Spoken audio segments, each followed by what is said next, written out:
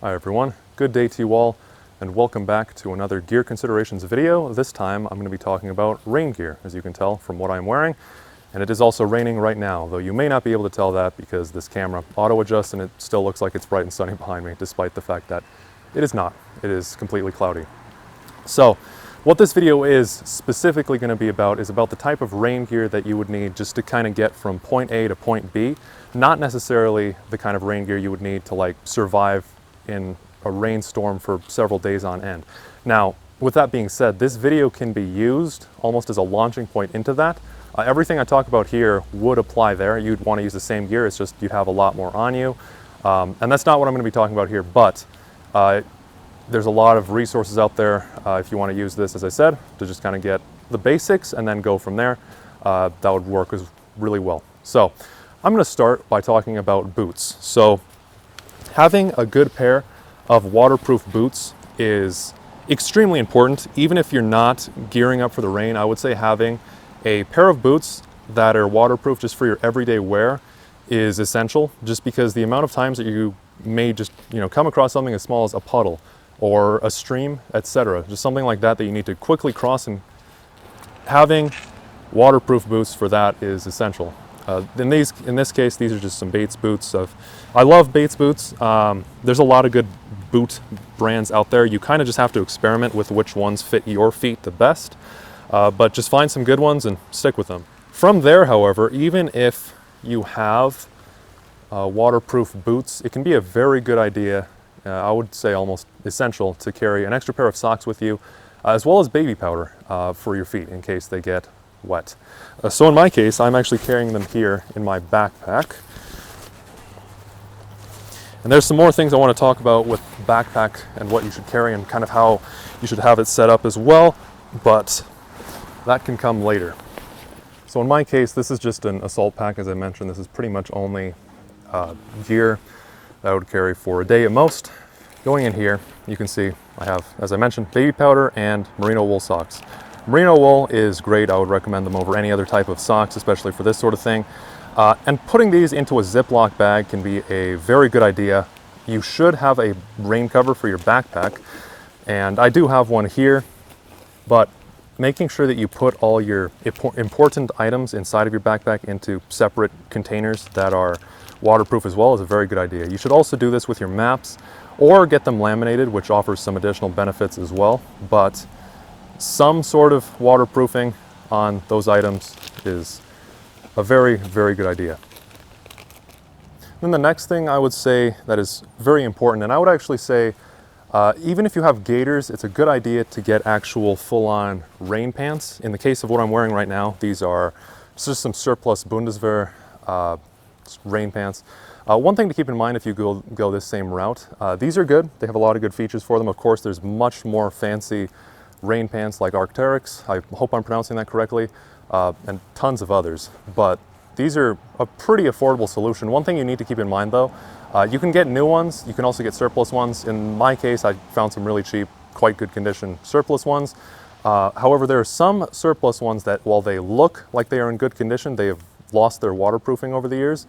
So you want to make sure that you don't get too junky of a pair, and if you're concerned about it, then just buy a new one. One other thing to keep in mind on that note, speaking of waterproofing, the waterproofing sprays, you can get those of course, but you'll want to be really careful about using those on your practical use gear, because those have a very bad tendency to glow under infrared, which is, I don't want to beat a dead horse, especially if you watched my previous gear considerations video on pants. However, IR remission is a huge thing, and it really makes you just glow like a Christmas tree if you're not careful. And unfortunately, especially with rain gear, a lot of what you find, if it's waterproofed, they tend to go with something that just glows. Unfortunately, in the case of this jacket, which is something I'll get to a little bit later, this jacket is a Miltech jacket. It looks like the Bundeswehr one, however, this thing glows like you're wearing an actual reflective jacket when you're looking at it under night vision. So I was just talking a bit about the jacket. One other thing you might want to consider, and I would actually recommend this even if you have a rain jacket, as I'm wearing right now, to have an actual rain poncho as well. Here I have one that's just a really old one I picked up from, I don't even know where, some sporting shop somewhere. Having an actual rain poncho is a very good idea because you can use this to double as cover if you need to like check something at night and you need to use a light. You can kind of just throw this over you, and it works great for that. Others have talked about that. That's not something I've personally tried doing. I don't do a whole lot at night, of course, but good idea to have a rain poncho in addition to an actual rain jacket. Now I think for actual usage, having a rain jacket rather than a poncho is a lot better. It's a lot easier to move in. It's a lot less loud and wrinkly sounding when you're moving around in it. And it's a lot more low profile, so you can actually get to your stuff easier. On that note, however, usually, now it depends on what I'm wearing, but what I would say is when you're putting your rain gear on, personally I prefer to put it on over my plate carrier. It really depends on how quickly you need to access things on your plate carrier. I just don't want things to get like soaked through and really burdensome and all that. But if you do that, it's a good idea to kind of go with a jacket that has a little bit of extra room to it. In this case, I have quite a bit, but I have this gun slung, so you can't see that too well.